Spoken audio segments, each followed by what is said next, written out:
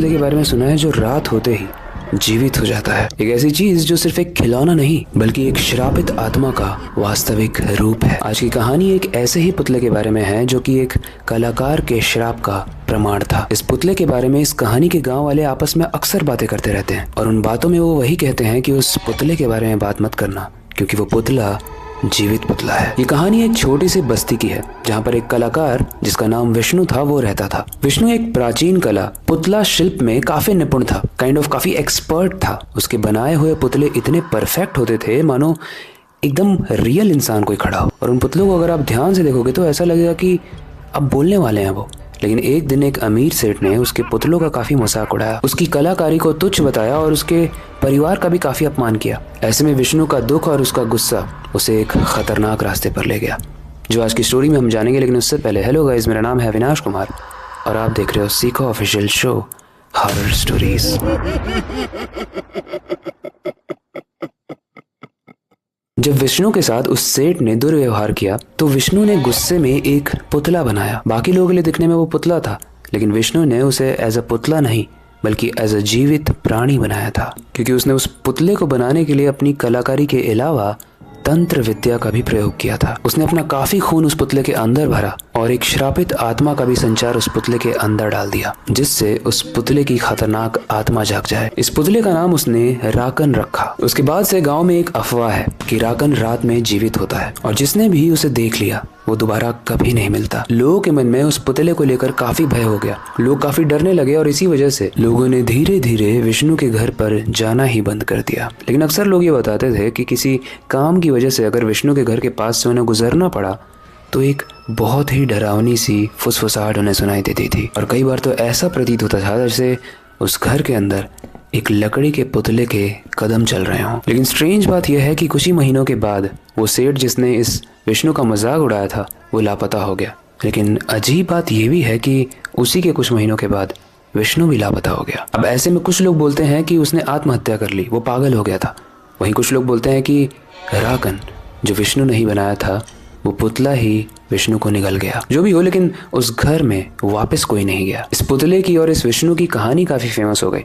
जब एक जर्नलिस्ट को ये बात पता चली तो उसने यहाँ पर एक्सप्लोर करना चाहा, जिसका नाम था अमित। अमित को वैसे भूतिया केसेस को एक्सप्लोर करना, उनके अंदर की बारीकियों को ढूंढना बहुत पसंद था, लेकिन ये केस शायद थोड़ा डिफरेंट था। रात के समय अमित विष्णु के पुराने घर में जाता है, उसी घर में जिसमें उसने उस पुतले का, उस राकन का निर्माण किया था। घर पूरे तरीके से अंधेरे में डूबा हुआ था, दीवारें पुरानी और सिरकी टाइप की लग रही थी और जैसे ही वो थोड़ा अंदर जाता है उसे दिखता है एक बहुत बड़ा सा, बहुत पुराना सा पुतला जिसकी आंखें कुछ अजीब तरीके से ही चमक रही थी। जैसे ही उसने पुतले को हाथ लगाया एक ठंडी सी हवा चली और हल्की सी हंसी उसके कानों में सुनाई दी। अमित को कुछ ऐसा महसूस हुआ कि ये नॉर्मल पुतला नहीं है, ये कहीं उस कहानी का ही कोई पुतला है। तभी उस रूम में कुछ गिरता है और अमित पीछे की तरफ देखता है, लेकिन वहाँ कोई था नहीं, बस कुछ लकड़ियां थी जो ऊपर से नीचे गिर गई थी। अमित सोचता है फालतू में ही डर रहा था और वो जैसे ही सामने देखता है वो एक बहुत खतरनाक दृश्य देखता है। वो देखता है कि वो पुतला जो अभी तक तो एक नॉर्मल पुतला दिख रहा था, उसकी आंखें अचानक से एकदम लाल हो जाती हैं और उसके हाथ धीरे धीरे हिलने लगते हैं और इसी के साथ उसके पैर भी हिलने लगते हैं और वो धीरे धीरे अमित की तरफ बढ़ने लगता है। अमित ने अपनी फ्लैशलाइट जलाने की कोशिश की, लेकिन तब तक उसकी बैटरी डेड हो चुकी थी। तभी एक आवाज गूंजती है और उस आवाज में वो पुतला कहता है,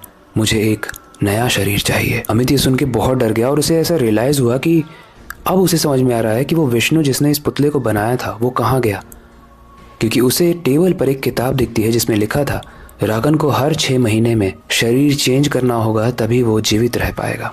और शायद विष्णु कहीं गायब नहीं हुआ था, इस राकन ने, इसी पुतले ने जिसको विष्णु नहीं बनाया था, उसने ही विष्णु को खा लिया और अब वो अमित को खाना चाहता है। अमित ने पूरी जान लगा दी, वो वहां से किसी भी तरीके से बस भागना चाहता था, लेकिन बाहर का दरवाजा बंद हो गया। उसकी सांस बहुत तेज हो गई और धीरे धीरे वो पुतला उसकी तरफ बढ़ने लगा और पुतले के हर कदम की आवाज इतनी डरावनी थी जिससे अमित की रूह कांप रही थी। लेकिन तभी अमित के हाथ में एक लकड़ी लगती है और वो उस पुतले की तरफ फेंक के मारता है, लेकिन वो लकड़ी उस पुतले के एकदम आर पार हो जाती है, मानो वो कोई हवा हो। राकन यानी वो पुतला अब और अजीब और डरावने तरीके से हंसने लगता है। अमित चिल्लाते हुए दरवाजे को तोड़ने की पूरी कोशिश कर रहा था, लेकिन तभी राकन का वो लकड़ी वाला हाथ आकर अमित के गर्दन को पकड़ लेता है और अचानक अमित एकदम से रुक जाता है। उसकी आंखें चौंधिया जाती हैं, उसके शब्द रुक जाते हैं और उसका देह, जिस्म, जान सब कुछ धीरे धीरे लकड़ी में तब्दील होने लगता है। धीरे धीरे उसका पूरा शरीर, हाथ पैर सब सूख जाता है और वो एक लकड़ी का पुतला बन जाता है। सामने मिरर में जब वो अपने आप को देखता है तो देखता है कि वो एग्जैक्टली वैसा ही पुतला बन गया जैसा अभी अभी उसने देखा था। सुबह जब गांव वाले वहां पर आते हैं तो वहां पर अमित नहीं था, लेकिन एक नया पुतला था, एक ऐसा पुतला जो अमित जैसा ही लग रहा था। गाइस, ऐसा माना जाता है कि मध्य प्रदेश के छिंदवाड़ा डिस्ट्रिक्ट में आज भी वो पुतला रखा गया है और जब भी उसे कोई देखने आता है तो उसे देखकर लोग महसूस कर पाते हैं कि शायद उसकी आंखों की पुतलियां हिली या उसका हाथ हिला। वेल, अब ये अमित का पुतला कितना ज्यादा जीवित है वो तो नहीं पता, लेकिन एक चीज हम इंटरप्रेट कर सकते हैं कि विष्णु लापता नहीं हुआ था, उसे उसके पुतले ने ही मारा था। उसके बाद विष्णु उस पुतले में आ गया। उसके बाद क्योंकि उस पुतले को जीवित रहना था तो वो नए शरीर की तलाश में था, तो उसने अमित को मार दिया।